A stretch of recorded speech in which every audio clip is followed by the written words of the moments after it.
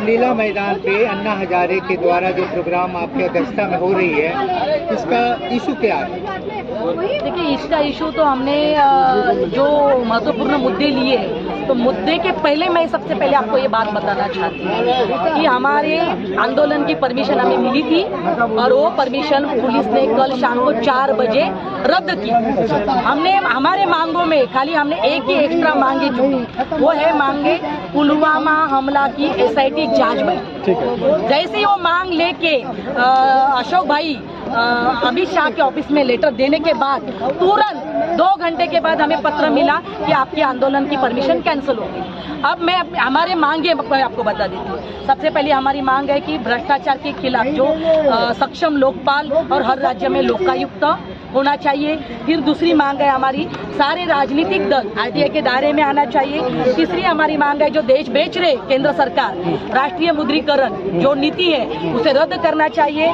चौथी हमारी मांग है कि महंगाई कम करने के लिए जीवन आवश्यक वस्तुओं के ऊपर का GST का स्लैब हटा देना चाहिए। पांचवी हमारी मांग है, केंद्र सरकार खुद ही बोल रही है कि पेट्रोल, डीजल और प्राकृतिक गैस ये हम लोग GST के दायरे में लाने के लिए तैयार है। अगर बीजेपी की सरकार 19 राज्य में है, आप वाला भी बोल रहे हैं कि हम भी तैयार है, आप वाले की सरकार 2 राज्यों में है, मतलब 22 राज्य अगर तैयार है तो इसे क्यों नहीं हो रहा है? ये जुमला है, ये क्यों जल्दी नहीं हो रहा है? अगर ये करने को रेडी है, ये आप करने के लिए तैयार है, तो ये आपको करना चाहिए। पांचवी हमारी मांग है केंद्रीय कृषि मूल्य आयोग को स्वायत्ता दर्जा मिलना चाहिए। MSP अधिनियम कानून होना चाहिए। फिर हमारी जो लास्ट वाली मांग है, शिक्षा का राष्ट्रीयकरण करें और लोकसभा का चुनाव बैलेट पेपर पे होना चाहिए। और इस मांग के लिए हमने 2 दिन पहले एक ही मांग एक्स्ट्रा ली, वापस मैं दोबारा दोहराना चाहती हूँ। पुलवामा जो हमला हुआ है, जो उसकी जांच SIT के तहत होनी चाहिए। ये हमने मांग ली, हमारी परमिशन कैंसिल हो गई। मैम, जब आप ये देख रहे हैं कि तमाम जो स्थितियां अभी देश के अंदर में बनी हुई है, और ऐसे में जब आप एक नया आवाज उठाने के लिए कोशिश कर रही हैं, और जैसा आपने भी जिक्र किया कि कल ही जो आपने SIT की मांग करी तो आपका ये कैंसिल हो गया, तो क्या ऐसे में लगता है कि जिस तरीके से आप ये अनिश्चितकालीन धरना का सहारा ले रहे हैं, ये शांतिपूर्वक चल पाएगा? तो सबसे पहली बात है कि जैसे अनिश्चितकालीन अनशन का हमने बोल दिया, उन्होंने तो 4 बजे कैंसिल किया। अभी वैसे भी उसके बाद अशोक सब्बन जी पुलिस स्टेशन में गए, उन्होंने बोला हमारे लोग आए हुए हैं, कम से कम हमें 4 घंटा बैठने दीजिए।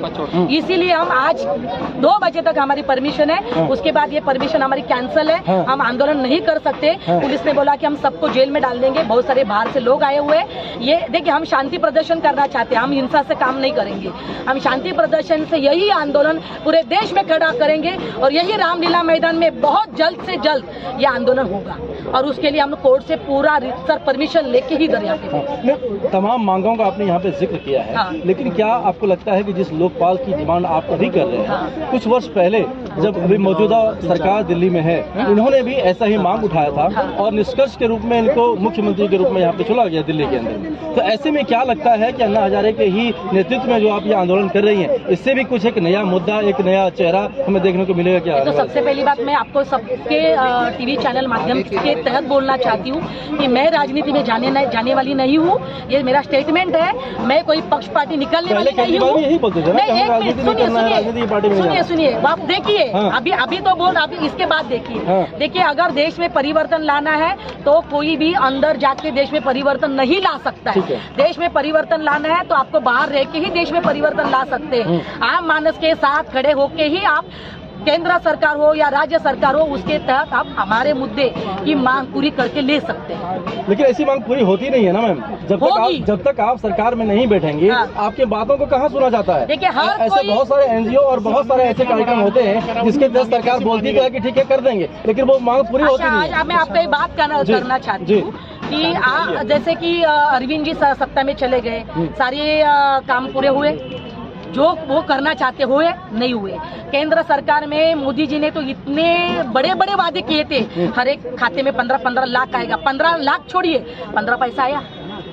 मतलब जो सत्ता में जाने वाला इंसान है वो कुछ कर नहीं पाएगा, लेकिन जो बाहर रहने वाला इंसान है वो सरकार को जैसा चाहिए झुका सकता है। अन्ना खुद बोलते हैं कि मतलब अन्ना ने बोला था कि सरकार को झुकाना है तो सब मिलकर, सारे जनताओं ने मिलकर आंदोलन चलाना चाहिए। सरकार का नाक दबेगा तभी उसका मुंह खुलेगा, तभी हम हमारी मांगी पूरी करेंगे। ईवीएम और बैलेट पेपर से जो मांग आप लोग कर रहे हैं चुनाव का, कि चुनाव इस तरीके से होना चाहिए, तो क्या नहीं लगता है कि फिर वो पुराने वाले दिन को आप वो वापस लाना चाहते हैं, जब वो धोखाधड़ी होता था, बैलेट पेपर लेके उड़ जाते थे लोग? मैंने ये नहीं कहा, मैंने ये कहा कि मैं ईवीएम हटाने की बात नहीं मैंने बोला है। मैंने इतना ही बोला है कि ये लोकसभा का चुनाव बैलेट पेपर पे होना चाहिए। मैंने ईवीएम हटाने की बात नहीं बोली। मैं वापस मेरा स्टेटमेंट देखिए, ये लोकसभा का चुनाव अगर सच में सब लोग बोल रहे हैं कि बाबा इसमें काला पानी कुछ भी है, तो लोकसभा का चुनाव बैलेट पेपर पे करिए और दूध का दूध पानी का पानी। कम से कम विश्वास तो दिलाइए जनता में, विश्वास तो दिलाए। बैलेट पेपर पे चुनाव तो लड़िए। तो बैलेट पेपर से फिर वही जंगल राज लाना चाहते हैं ना, क्योंकि बैलेट पेपर तो लेके आदमी भाग जाते थे, फिर वहाँ से छाप के वो पहुँचा देते थे। जंगल राज है ना, जंगल राज बहुत कुल मिलके 1, 2, 3, 4 जगह होता होगा, लेकिन ईवीएम से अभी जैसे कि अमेरिका सरकार ने उन्होंने क्या बोला कि अगर ईवीएम को कोडिंग हो सकती है तो ईवीएम को डिकोडिंग भी हो सकती है। अगर आसमान में जो यंत्र हमने ऊपर भेजा हुआ है उसको ऊपर बना भेजा हुआ यंत्र खराब होने के बाद उसको नीचे बैठ के हम लोग उसको रिपेयर करते हैं। तो ईवीएम तो सिंपल बात है। और ईवीएम की कोडिंग किसके हाथ में होती है? किसके हाथ में होती है? चुनाव आयोग के हाथ में होती है। चुनाव आयोग किसका है? आज चुनाव आयोग केंद्र सरकार के अंडर में है, और केंद्र सरकार भले आज मतलब जो विपक्षी पार्टी को भी दे दिया ना भाई, आप बराबर है, जा सकते हैं, बैठ सकते हैं, बराबर है। लेकिन फिर भी मैं ये कहना चाहती हूँ कि ये जो पारदर्शिता लानी है, तो लोकसभा का खाली चुनाव, मैंने राज्यों का चुनाव नहीं बोला है, लोकसभा का चुनाव बैलेट पेपर पे होना चाहिए। और ऐसा क्यों होता है कि जब इलेक्शन हमारे समीप होता है तभी आप लोगों की नींद खुलती है और तभी ऐसे रामलीला ग्राउंड या जंतर मंतर ऐसे जगहों को आप लोग चुनते हैं, निशाना बनाते हैं कि वहीं पे बैठ के हमारा जो है। अब मैं बताती हूँ, जब चुनाव आता है तो बड़े बड़े गाजर दिखाए जाते हैं। ये गाजर कौन दिखाता है? राजनीतिक दल दिखाते हैं, और क्या बोलते हैं कि हम सत्ता में आएंगे तो हम ये करेंगे वो करेंगे।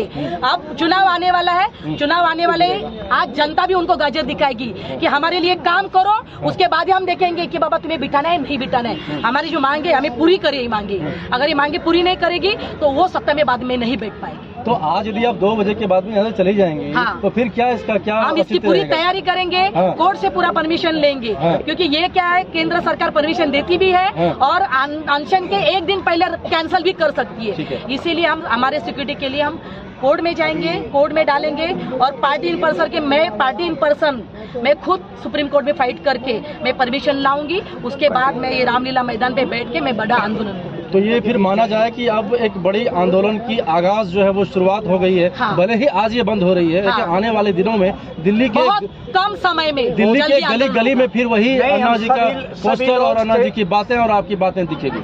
सभी लोग कल्पना जी के साथ सभी स्टेटों में जाएंगे, जो चुने हुए लोग हैं जी, हर एक स्टेट में जाके हम लोगों को समझाएंगे। लोगों से ही, जनता से ही पार्टी बनती है, सत्ता बनती है। ये नहीं है कि कोई सत्ताधारी मोदी हो, राहुल हो या कोई घर में बैठ के बना लेंगे। ठीक है सर। इस अपडेट पाने के लिए हमारे चैनल क्लाउड न्यूज को अभी लाइक करें, सब्सक्राइब करें और बेल आइकन दबाना बिल्कुल ना भूलें।